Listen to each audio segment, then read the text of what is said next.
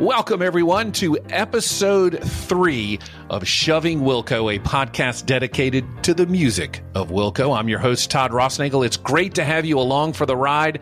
I am joined once again by my good friend, Tim Arnold. Tim, welcome back to another episode of Shoving Wilco. It's good to be here, Todd.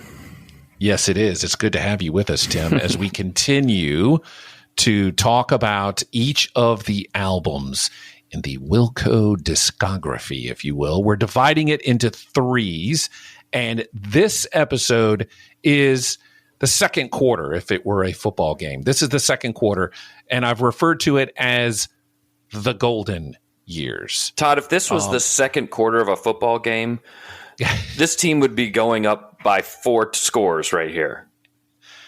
Yeah, this is when the offense finally starts to get it together. This is when the passing attack is hitting on all cylinders.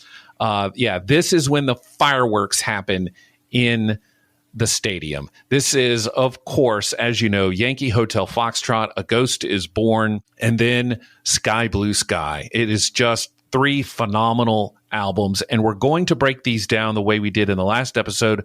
Start, bench, cut. What is your starter? What is the one song on this album that is just an absolute must go to? What is your bench player? Somebody who can kind of jump off the bench, give you a couple points and some boards, and is maybe perhaps an underrated song.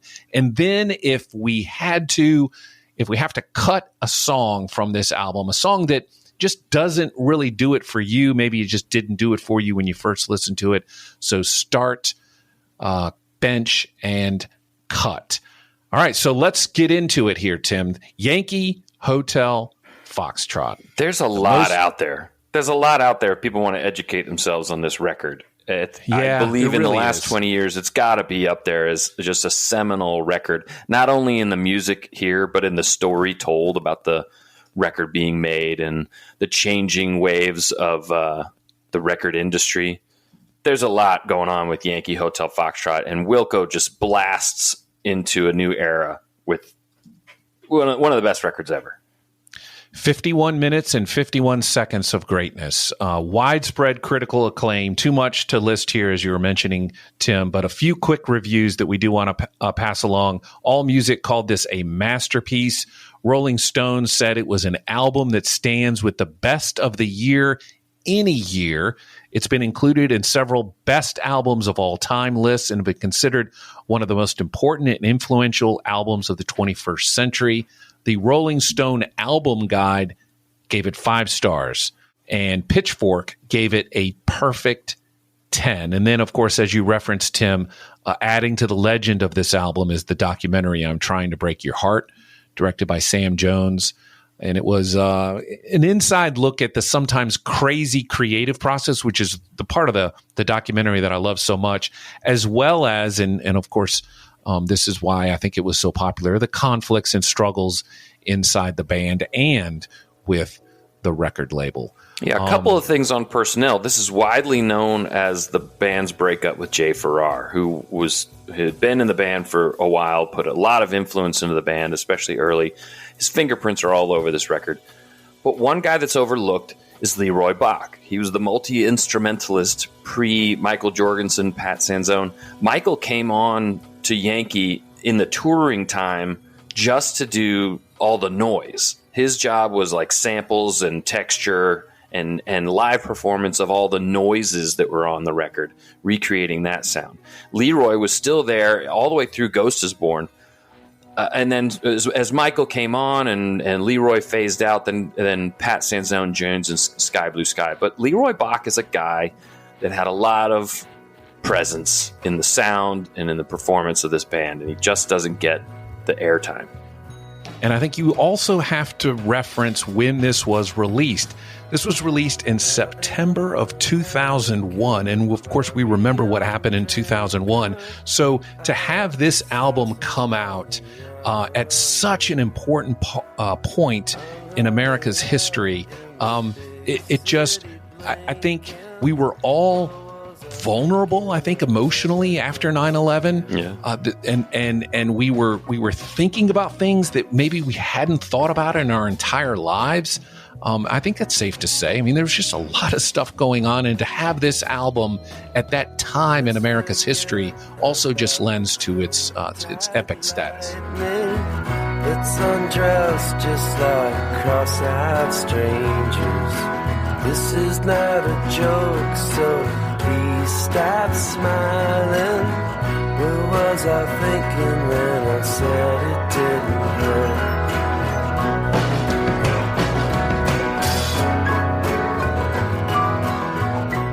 I think I may not have heard the album before I saw them live. First time I saw them live was at the El Rey Theater in Los Angeles, 2005. And they opened with I Am Trying to Break Your Heart. And, you know, like similar like you said in the last episode and in the one previous, part of your own personal Wilco folklore is maybe not your favorite song, maybe not the greatest, most popular song, but a touchstone for you, Misunderstood. Yes. Similarly to me, I knew the band. I was falling in love with the band. A friend said, let's go see him at this small theater in Los Angeles. And they came up with I'm Trying to Break Your Heart. And Jeff Tweedy said, I want to hold you in the Bible black pre-dawn. And I was sold. I want to hold you in the Bible black pre-dawn. You're quite a quiet domino. Bury me now. Take up your bed. That will always be my go-to touchstone song. I'm Trying to Break Your Heart. Like we keep talking about, these guys know how to open and close records. And opening with I'm Trying to Break Your Heart, they're proclaiming something new, a very different sound, very different kind of lyrics, the whole deconstruction that exists in this whole record. It's just a great song. It is, and it was almost my starter. I would agree with you wholeheartedly. I mean, it's just they're all starters on this album. So this is a silly game that we're playing right now with this album. A heavy metal drummer, Jesus, etc. I see both of you. I see I'm Trying to Break Your Heart, but I'm going to go with I'm the Man Who Loves You. It's a song that just resonates in so many different ways in my life. This was right before my daughter was born. This was the last album of us being without kids. If I could, you know, I would just hold your hand and you'd understand. I'm the man who loves you. This song, this album was on repeat after my daughter was born, and the lyrics, I couldn't tell if it'd bring my heart the way I wanted when I started writing this letter to you, and eventually, of course, writing the letter called life to my children. So, I don't know, it just hit me and still hits me to this day. I'm the Man Who Loves You is my starter. But Tim, at this point, they're all starters on this album. Yeah, my bench spot could easily have been a starter. Pot Kettle Black. It's maybe the most straightforward rocker on the album, and with a lyric like every song is a comeback, every moment's a little bit later.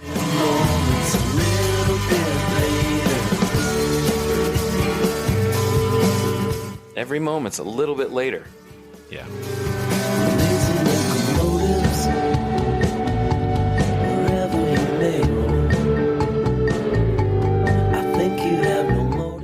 My bench is Poor Places. It's probably the most important song on the album and doesn't get the respect I think it deserves. I love this song. I love how it sounds. And it makes no difference to me how they cried all over on the seas when it's hot in the poor places tonight. I'm not going outside. And I know there's some heavyweights on this album, but I think this one is a little underrated. Yeah, I'm curious to know, what's your cut? My cut is Reservations. And it's only because of the ending. And I get it that it's all a part of the sonic exploration of Yankee. And in some ways, it's a precursor to A Ghost Is Born, which would come out 3 years later. But I just, there's a part of me that wants to say to Jay, okay, we get it with the Sonic stuff here. Do we need to be? We're at 7 minutes here, buddy. And I mean, I love the first part of Reservations, but if I have to cut something, that's going to be it. And it's just because it just draws out a little too long for me.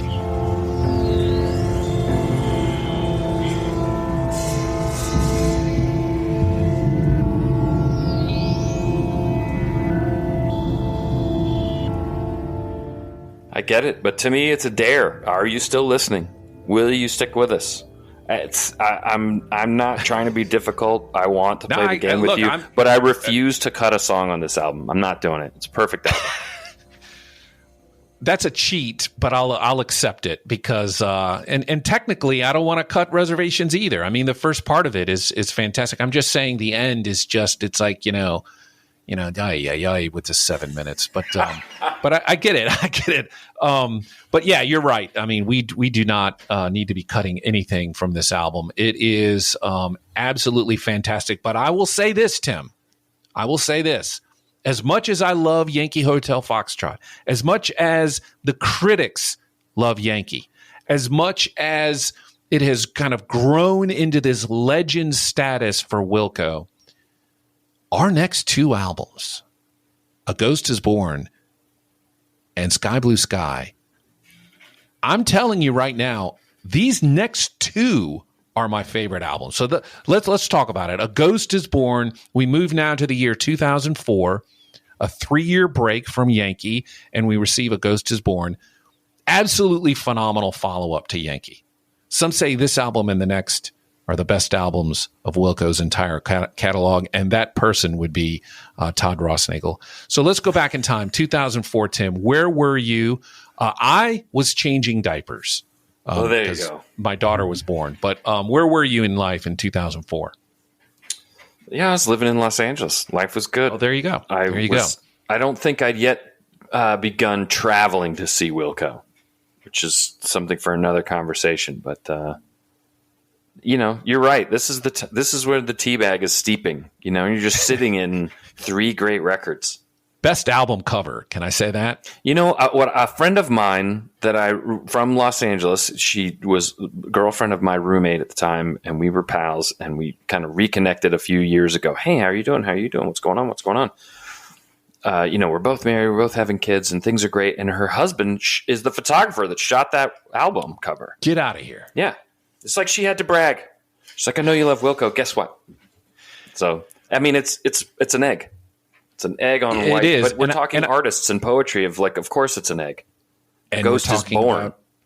Avant-garde, I mean, it just works. What stuck out to me recently, looking at this record cover, why does it say Wilco is less than or equal to A Ghost is Born? There's some theology there too. The album earned Wilco their first Grammy, I think one of 2, for Best Alternative Music Album in 2005. And I think it's important to note, Tim, Jeff has been very open about his addiction issues.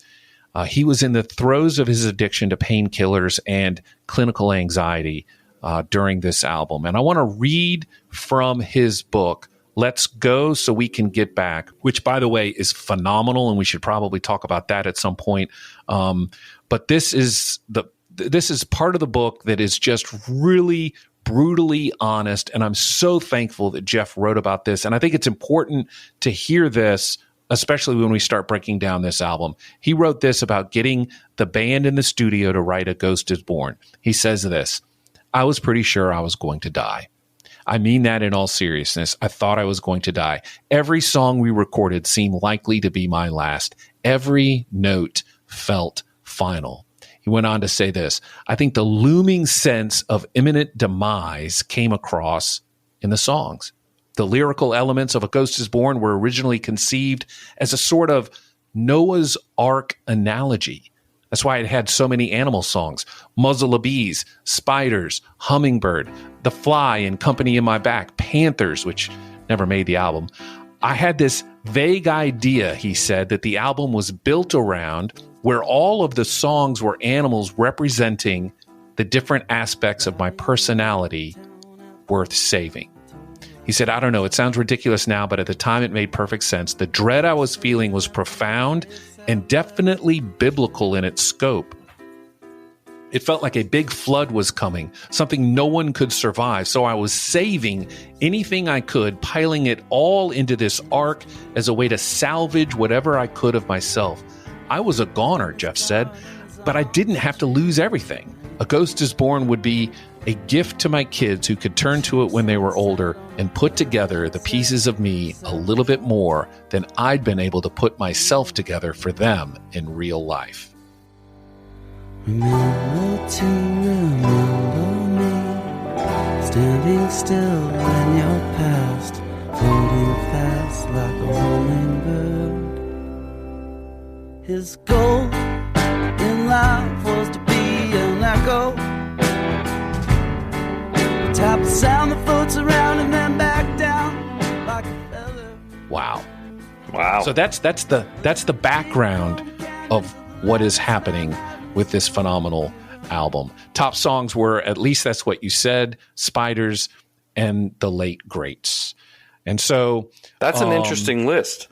I wouldn't have guessed is. that. You're the one doing all the homework. I could look at this list and tell you, pick 3 other songs besides any of those. Yeah, and these are just random Apple Music stats. So this is, the most streaming up to this date. So they're all, and again, this is very similar to Yankee. They're all just so fantastic. So I'll start with my starter, Tim. At least that's what you said, is an absolute beast.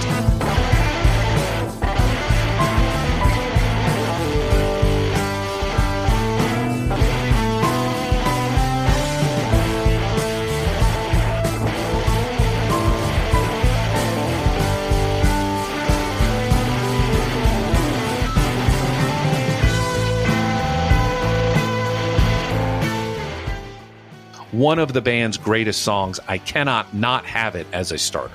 It is awesome. I actually have it as my bench, not because I don't love it. It may be my sort of most passionate favorite. The rock opera that exists in the second half of this song is just incredible. I have for my start, though, Muzzle of Bees. Just a perfect, sweet, and lovely sound. The perfect Wilco mix of strange sounds and strange lyrics.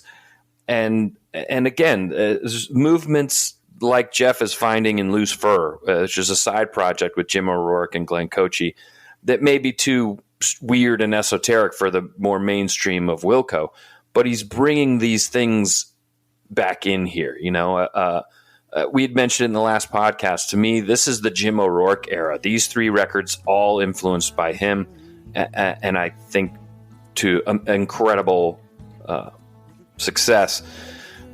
The band is finding a real balance between experimentalism that they were first trying with Jay Bennett and Summer Teeth and real polished pop songs in an experimental rock band. And Muzzle of Bees is one of my favorites. I'm assuming you got my message on your machine. I'm assuming you love me and you know what that means. I'm assuming you love me and you know what that means.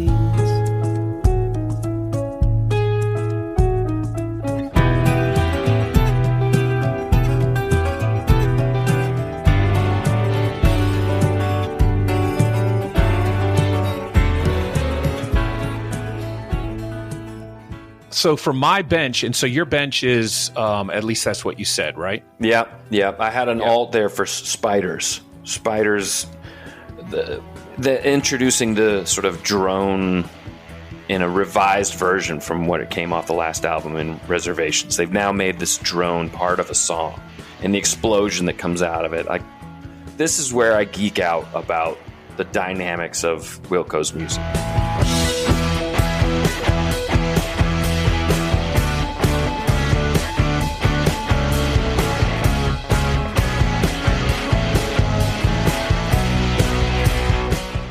Well, I'm going with Theologians. I play this often for fans who want to know more about the Wilco sound, and I love the theology of this song. and theologians don't know nothing about one's soul. Only God knows about our souls. So there's that. And God is with us every day. Well, little Riding blooming for day. God is with us every day. Well, the little red light is with us every night. Theologians, oh, they don't know nothing about my soul. Oh, they don't know. I love Theologians. It's a solid song. And again, it doesn't seem like it should be coming off the bench. I mean, this is a solid song, and I know that it's beautiful live as well. So yeah, that's my bench, and I'm gonna cut Kicking Television. No real reason. It's a great song, but it's hard to cut on this album. Wait a second, Kicking Television is part of the bonus EP, right? That's not even that's part of right. the regular release. I'm throwing a flag on the play. You're right. But you know what? It's worth discussing. To me, there's a thread, and it only gets stronger the more advanced the boys get in their music making. But they're still in their hearts a garage band. That Wilco survives still as 15-year-old boys falling in love with rock and roll. And Kicking Television is one of their garage band tracks, and I love it for that. So what are you cutting? You know, like I said, I'm a fan of the minimalism of the descent into noise, but I'm going to cut Less Than You Think. I think they did that with Reservations. They've got it here with Spiders in a much more dynamic way. Even Handshake Drugs, especially when they brought it live, just goes into noise rock. And to me, Wilco just synthesizes kind of math rock jam band noise avant-garde just perfectly with the heavy dose of the Lennon-McCartney. They're just an amazing band, but if I'm going to cut anything, it's going to be the 15 minutes less than you think. In the sky, so you can see for yourself if you don't believe me. There's so much less to this than you think. We move now to Sky Blue Sky, and we've described this period as a trinity of sorts for Wilco's best work, and this would be the third leg in that stool. Critical reception was good, not great compared to, of course, Yankee. Some said it was a bit of a departure from their more experimental sound and return a little bit more to their traditional rock sounds. Many fans, myself included, appreciated that. The year was 2007. This was the year of Radiohead, Nine Inch Nails. Jay-Z is on the scene. So is Kanye. A lot going on sound-wise in that year.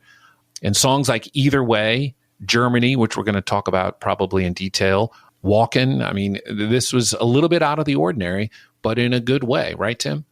Yeah, very much out of the ordinary. But it's fun to me to hear what I think they're leaning into influences and stuff. I mean, there's a whole lot of Lennon-McCartney hooks on things in here. There's like Hate It Here. Shake It Off sounds so like a Frank Zappa riff that we've never heard. There's a lot going on here. And to me, this is the sort of here's the thing about Wilco. They are 6 individuals, each just a genius, masterful musician. And when they fold it all together, listen to the musical bridge on You Are My Face. The interplay on that, I could listen to over and over again and always hear something more.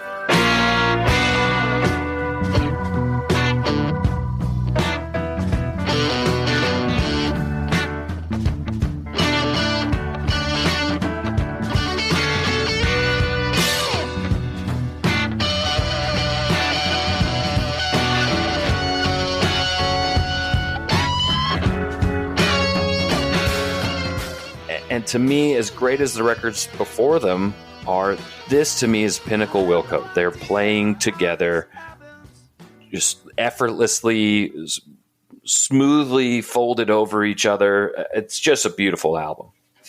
Rolling Stone called it a triumph of songcraft and musicianship.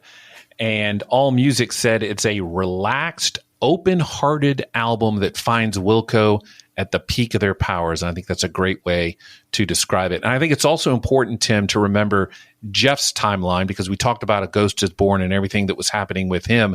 He is now in full recovery mode. We're always in full recovery mode. And he describes this album as his recovery album. And I think I remember hearing the dad rock label for the first time with this album. We haven't done this with any other song, but I almost feel like we have to just set Impossible Germany aside and talk about it in greater detail, because this is a Mount Rushmore song on what some might call a Mount Rushmore album. Your thoughts on Impossible Germany? It just explodes. Ridiculous guitar work by both Pat and Nels, a distinctive atmospheric sound, classic Wilco, beautiful and unsettling. Your thoughts on Germany? Yeah, I think you're right. It stands above all the rest. It's just the perfect Wilco song. I mean, it has aspects of everything they've done before, and they just really give Nels the space to fly in the solo.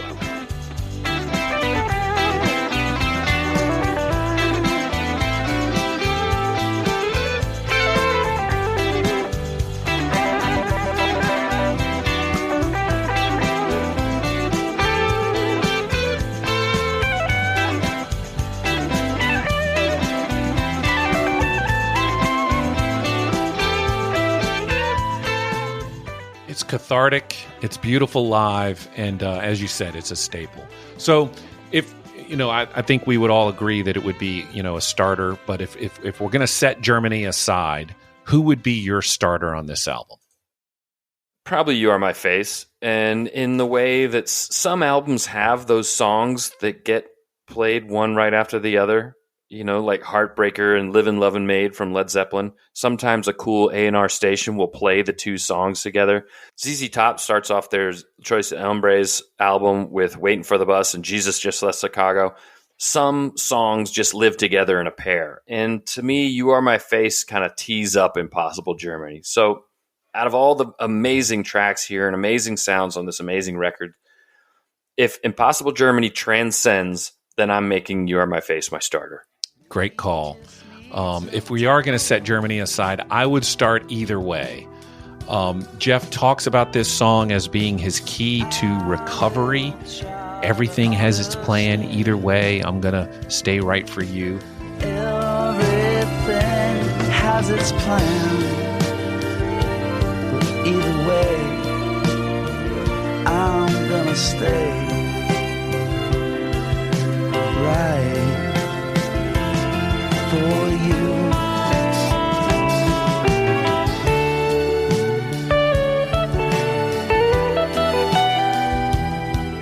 When you know the story of what was going on, this song just means so much more. I guess it could in some ways be a bench player, but that's my starter. Either way, I love the song, and I just love the story behind it and how much it helped Jeff in his recovery work. Either Way is my starter. So who's your bench? My bench has got to be Side with Seeds. It's so strange and experimental. It's got an amazing reach, some incredible changes. It's just a really cool song. Tires top black, where the black top cracks, we'd spark through, dark green enough to be blue. You Are My Face is my bench player, which is odd because I put it on the bench and it was your starter. But I agree with you. I think it's a solid song. I don't think it gets its due. So You Are My Face is my bench. And it's how do you cut something from this album, right? But what would you cut? You might hate me for it because it's a lovely message to fans. It's a lovely sort of goodbye track, but What Light is sort of the least connected to the rest of the album. And, we've talked about this before. This band knows how to start and finish records. And you can look, there's a bunch of great last song. And to me, On and On and On it's amazing. It brings tears to your eyes if you're in the right mood listening to it. To me, What Light is probably the one I'm going to cut. Oh, there's a light, white light. There's a light, one light. There's a light, one light. Oh, there's a light, white light. Oh, there's a light, white light. I'm going to cut Shake It Off. What? With cowbell? How do you cut the cowbell? I know. It's a great song. I would not cut What Light. I mean, I love that song. Yeah, I'm gonna get roasted for this. How about we agree to leave? Well, you won't cut "Leave Me Like You Found Me" because you wear your Wilco on your sleeve. Yeah. And if anything, and you're right. You made a great point about either way. If you know the story, shrouded in poetry and sometimes nonsense, Jeff Tweedy is a very vulnerable, very autobiographic lyricist. You can't cut anything from this album. You can't cut anything from the previous two albums. I mean, this is... Then let me classify it this way. We talked in the last episode about things disqualified from this timeline, this 4 quarters of Wilco records, and I was only sort of joking. Just a Kid is a great, fun song. You know what other song I love? Wilco, I don't know where it's released. It's not on a record. They did a version of is it Steely Dan? Any Major Dude Will Tell You, which is a great song.